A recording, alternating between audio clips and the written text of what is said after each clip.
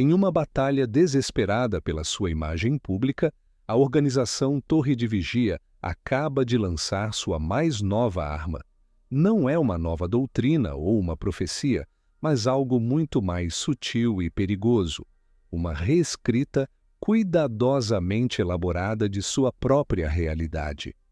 Recentemente, em seu site oficial, foi postado um novo artigo com um título aparentemente inocente: Como as testemunhas de Jeová tratam aqueles que não fazem mais parte da sua religião. Este artigo não é uma simples resposta a uma pergunta de um leitor curioso.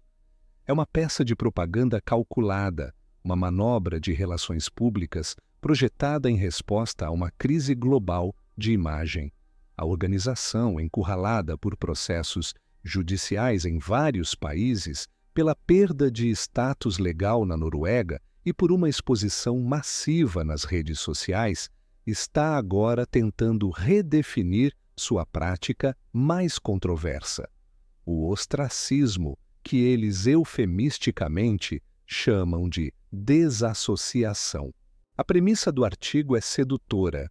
Ele afirma que as testemunhas de Jeová tratam a todos com amor, bondade e respeito. Palavras calorosas, projetadas para acalmar o público externo e tranquilizar os governos que começam a investigar suas práticas. Mas por trás dessa fachada de benevolência esconde-se uma teia de meias-verdades, omissões estratégicas e manipulação linguística. Hoje vamos fazer o que a liderança da Torre de Vigia espera que ninguém faça. Vamos dissecar este artigo, frase por frase. Vamos colocar as suas alegações públicas sob o microscópio e compará-las com as suas próprias políticas internas e com a realidade vivida por milhões de ex-membros e suas famílias.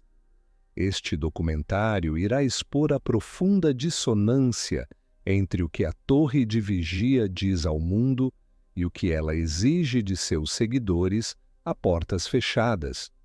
Vamos revelar como a linguagem do amor é usada para justificar a crueldade e como a Bíblia é citada seletivamente para dar um verniz de legitimidade a políticas que não têm nada de cristãs. Prepare-se para uma análise profunda de uma obra-prima da propaganda corporativa. Vamos desmascarar a tentativa desesperada de uma organização de reverter uma imagem negativa que ela mesma construiu com décadas de políticas desumanas. A pergunta que guia nossa investigação é simples.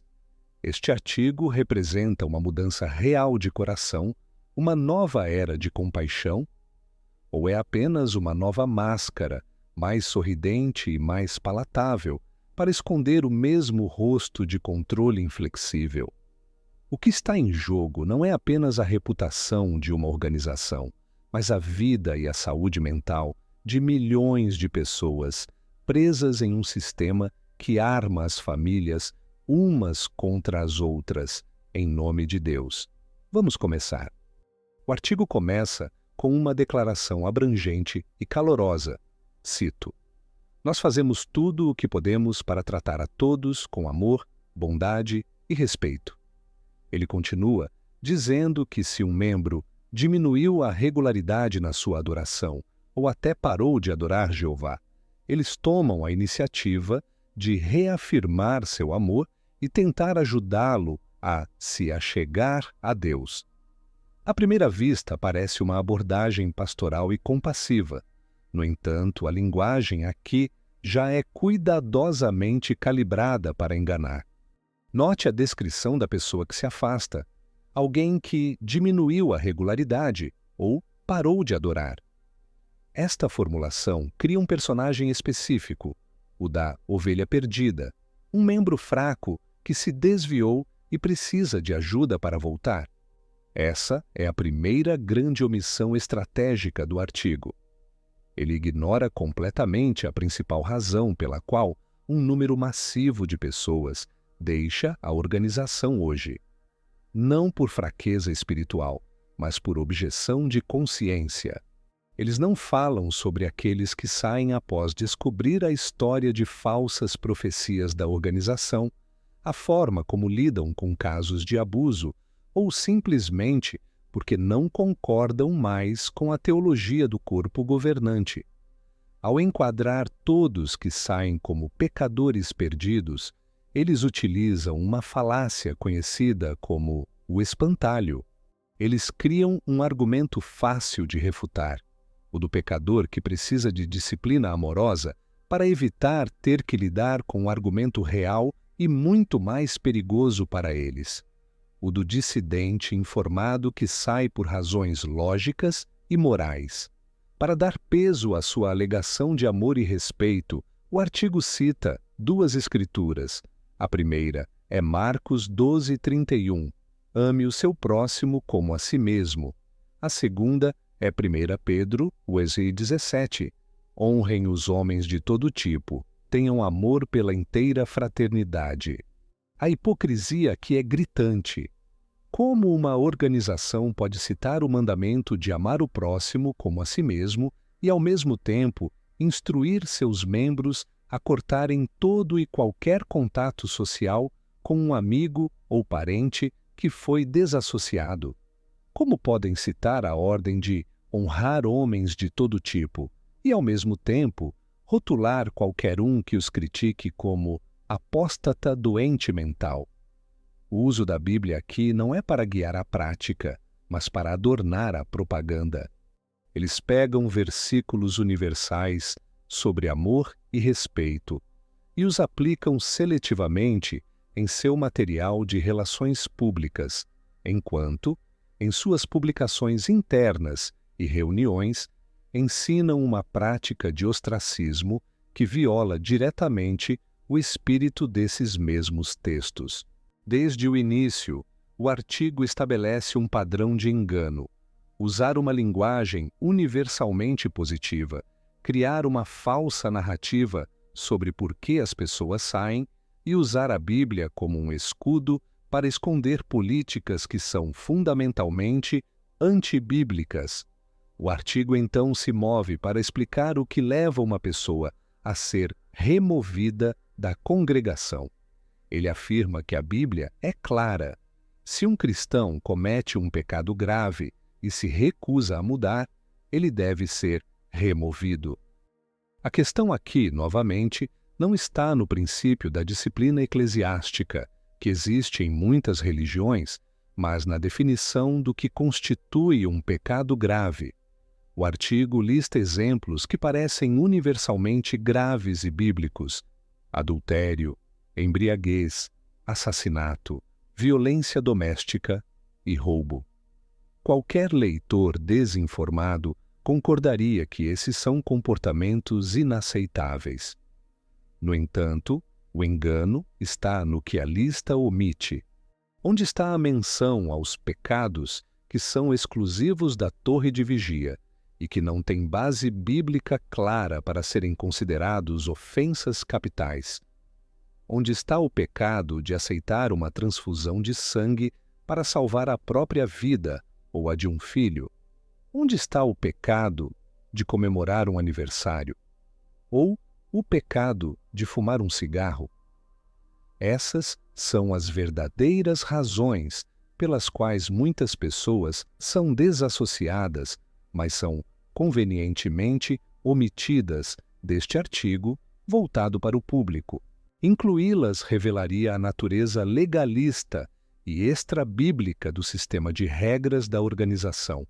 Eles apresentam apenas os pecados que o público em geral concordaria serem graves, para criar uma imagem de razoabilidade. O texto então descreve o processo, afirmando que os anciãos tentam tocar o coração do pecador de forma bondosa, gentil e branda. Esta é uma romantização grosseira do que é, na realidade, um processo inquisitorial e intimidante. A comissão judicativa não é uma conversa pastoral, é um julgamento a portas fechadas, onde o indivíduo está em desvantagem numérica e psicológica. A meta principal da comissão não é a restauração, mas a conformidade. O arrependimento exigido não é apenas uma tristeza pelo erro, mas uma submissão total à autoridade dos anciãos e do corpo governante. Qualquer questionamento ou discordância é interpretado como falta de arrependimento. E então, o artigo minimiza o ato final, dizendo que os anciãos simplesmente anunciam para a congregação que aquela pessoa não é mais testemunha de Jeová. Este não é um simples anúncio. Este é o gatilho para a morte social. É a ordem pública para que todos os amigos e familiares da pessoa comecem o ostracismo imediatamente. Este anúncio, muitas vezes feito sem o consentimento da pessoa, também levanta sérias questões legais sobre privacidade de dados, como a LGPD no Brasil. Já existem casos de anciãos respondendo judicialmente por essa prática. A organização só mudará essa prática quando a pressão jurídica se tornar insustentável. Como muitos observadores notaram, o Espírito Santo da Torre de Vigia parece brilhar mais forte quando iluminado pela intimação de um tribunal. Depois de descrever o processo, o artigo tenta justificar a prática da remoção, alegando que ela produz bons resultados. Os dois principais argumentos apresentados são proteger a pureza moral da congregação e motivar o pecador a se arrepender. Ambos os argumentos, quando analisados criticamente, se revelam falaciosos. O primeiro argumento é que a remoção protege a congregação da influência negativa. Embora pareça razoável na superfície, o que a organização realmente teme não é a imoralidade, mas a dissidência. O verdadeiro contágio que eles querem evitar é o do pensamento crítico e da informação independente. A política de ostracismo cria uma quarentena informacional, isolando o grupo de qualquer ideia que possa desafiar a autoridade do corpo governante. A pureza que eles protegem não é apenas moral, mas, acima de tudo, ideológica. Uma pessoa que começa a fazer perguntas sobre a história da organização é vista como uma ameaça muito maior do que alguém que cometeu um pecado moral, mas permanece submisso.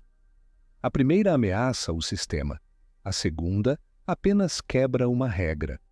O segundo argumento é que a remoção pode motivá-lo a parar de fazer o que é errado e se esforçar para mudar. Esta é a justificativa do amor severo, a ideia de que a punição é, na verdade, um ato de amor para o bem da pessoa. Mas vamos chamar isso pelo que realmente é: coerção emocional. Não é motivação, é manipulação. O sistema utiliza a dor mais profunda que um ser humano pode sentir, a perda de sua família e de sua comunidade, como uma arma para forçar a conformidade. A mensagem é: se você quiser seus pais, seus filhos e seus amigos de volta, você precisa voltar para nós e aceitar nossas regras, não importa o que sua consciência diga. É neste ponto que a conexão com a recente pesquisa acadêmica que discutimos em análises anteriores se torna cristalina. A organização sabe que o argumento do ignorar é amor não convence mais ninguém no mundo exterior. Parece cruel e contra-intuitivo para qualquer pessoa sã. Por isso, eles agora estão desesperados para obter dados que possam apresentar em um tribunal ou a um comitê de direitos humanos. Eles estão financiando ou colaborando em estudos acadêmicos viciados para poderem dizer: vejam, este estudo da Universidade X prova que a desassociação tem bons resultados. As pessoas que voltam relatam ser mais felizes. Portanto, nossa prática é benéfica e amorosa. Eles estão tentando substituir a lógica e a compaixão por estatísticas fabricadas. Este artigo é o primeiro passo nessa nova estratégia de relações públicas. É a tentativa de estabelecer a narrativa que eles esperam que a pesquisa enviesada venha a provar cientificamente. É uma admissão de que seu argumento moral faliu e agora eles precisam recorrer à pseudociência para defender o indefensável. Chegamos agora à frase mais desonesta e manipuladora de todo o artigo. Depois de citar a Escritura que diz para nem sequer comer com tal homem, o texto faz uma ginástica linguística impressionante. Cito: então, nós paramos de nos socializar com quem foi removido, mas isso não quer dizer que ignoramos completamente essa pessoa. Esta frase é uma obra-prima do gaslighting corporativo. É projetada para confundir o leitor externo e dar uma falsa impressão de moderação e compaixão, enquanto não muda absolutamente nada na prática para os membros. Vamos dissecar a expressão "não ignoramos completamente". O uso do advérbio completamente é a chave. Ele implica que existe um grau significativo de interação, que o ostracismo não é total. Mas qual é a realidade? A que se refere essa exceção? A resposta está na nova luz que foi emitida sob intensa pressão legal da Noruega. A organização, para tentar manter seu status como religião registrada e seus subsídios governamentais, fez uma pequena e cosmética concessão. A nova política permite que os membros deem um breve cumprimento, como um oi, a uma pessoa desassociada, mas apenas dentro dos limites do Salão do Reino. É isso. Essa é a totalidade do não ignorar completamente. Um oi rápido e desconfortável no corredor do salão.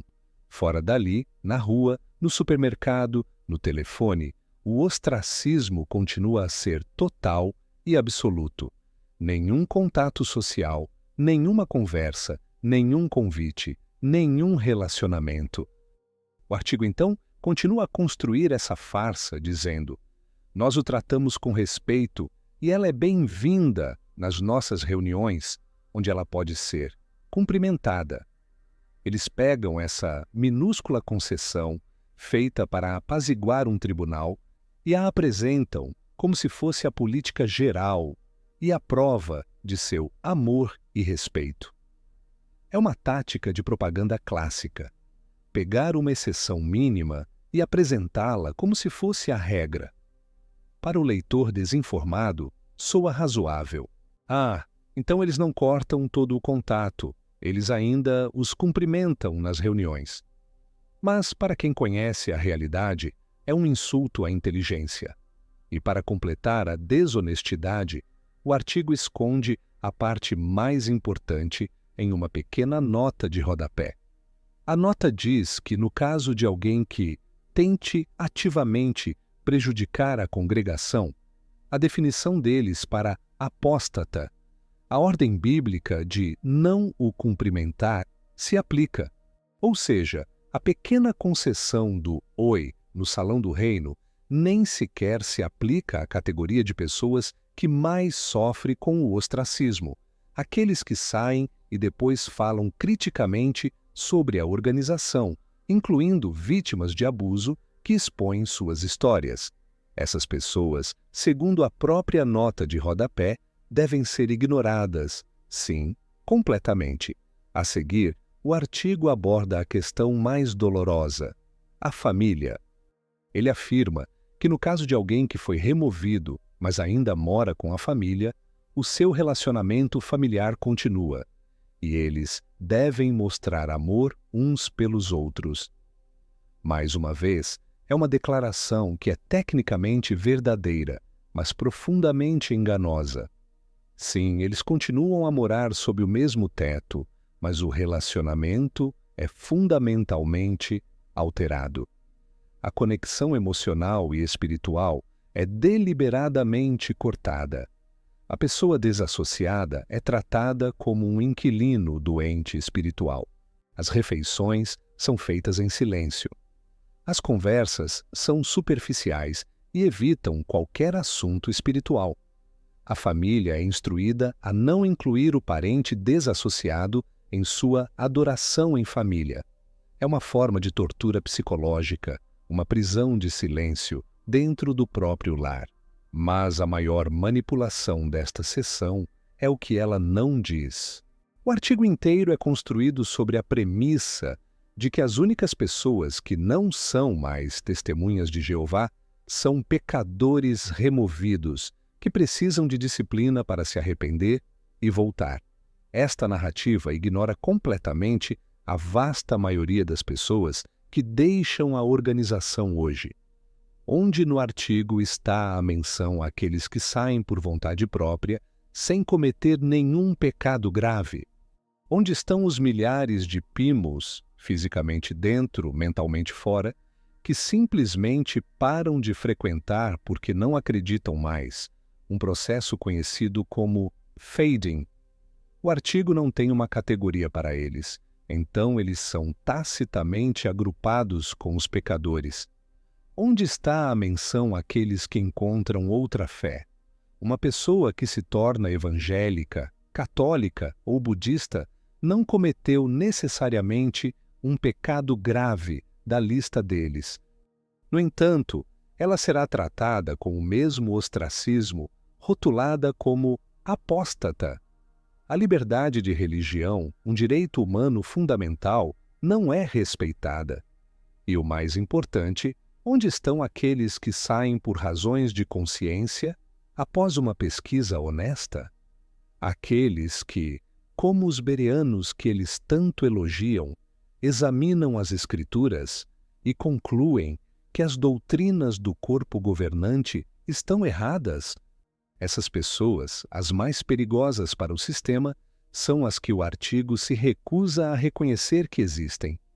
Ao focar exclusivamente na narrativa do pecador que precisa ser disciplinado, a torre de vigia cria um espantalho para desviar a atenção da sua crise real. O êxodo massivo de membros que estão saindo não por fraqueza moral, mas por força intelectual e moral. O silêncio do artigo sobre este grupo é ensurdecedor e é a prova final de que seu objetivo não é a clareza, mas o controle da narrativa. Eles só falam sobre o tipo de ex-membro que se encaixa em sua teologia de controle, ignorando todos os outros. Ao final da nossa desconstrução, a conclusão é inevitável. Este novo artigo no site jw.org não é um gesto de reconciliação ou uma mudança de política. É uma obra-prima de propaganda corporativa, uma resposta calculada e desonesta à crescente pressão legal e pública que a organização enfrenta em todo o mundo. Vimos como a linguagem do amor e respeito é usada para mascarar uma política de coerção emocional. Vimos como a definição de pecado grave é seletiva para projetar uma imagem de razoabilidade. Vimos como a justificativa dos bons resultados ignora o dano real e se prepara para ser defendida por pseudociência. E vimos como a semântica do não ignorar completamente é uma distorção cínica da realidade. O artigo inteiro é construído sobre omissões estratégicas e uma premissa falsa, ignorando a realidade de por que a maioria das pessoas deixa a organização hoje. É uma peça de relações públicas projetada para enganar jornalistas, governos e o público em geral, enquanto sutilmente reforça as mesmas políticas de controle para seus membros. A imagem que eles querem projetar é a de uma comunidade acolhedora que respeita as decisões individuais, mesmo que discorde delas. A realidade, vivida por milhões, é a de uma organização que pune a dissidência com a arma mais cruel de todas, a morte social e a alienação familiar. A experiência de incontáveis ex-membros que não fizeram nada de errado a não ser discordar contradiz cada palavra deste artigo. A verdade não está no que eles escrevem para o público em seu site polido. A verdade está nas orientações que dão aos seus anciãos a portas fechadas. A verdade está nas lágrimas de pais que são proibidos de falar com seus filhos. A verdade está no silêncio forçado que impõem as famílias. Isso nos deixa com uma reflexão final, especialmente para os membros atuais. Comparem este artigo público com as orientações que vocês recebem em suas reuniões e em suas publicações de estudo.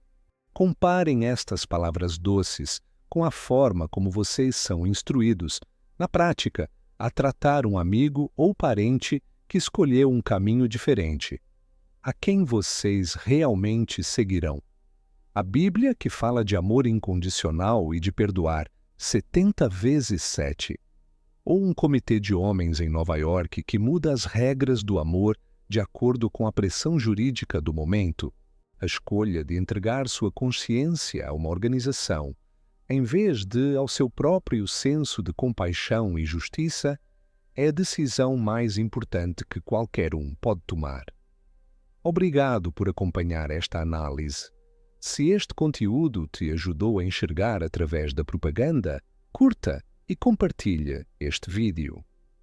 A exposição deste tipo de duplicidade é crucial. Inscreva-se para mais investigações que ousam questionar a autoridade.